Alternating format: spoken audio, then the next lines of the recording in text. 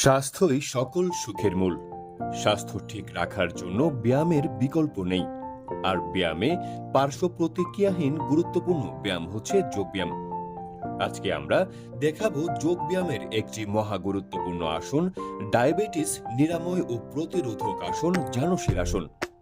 জানু মানে হাঁটু আর শির মানে মাথা।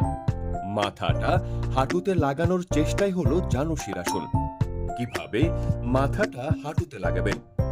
প্রথমে বসি দণ্ডাসনে। দণ্ডাসন থেকে প্রথমে ডান পা ভাঁজ করে জননেন্দ্রিয়ের কাছে নিয়ে যাই।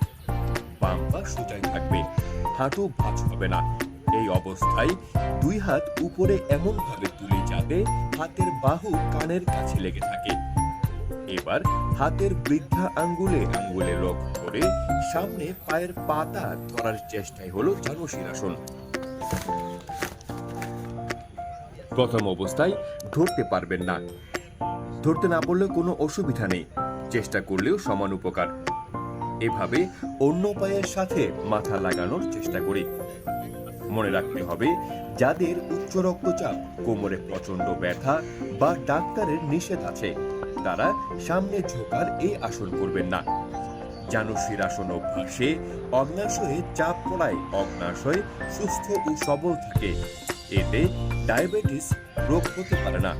আর যারা এই রোগে ভুগছেন, তারা এই আসনটি করলে ডায়াবেটিস রোগ নিয়ন্ত্রণে রাখতে সহযোগিতা হবে।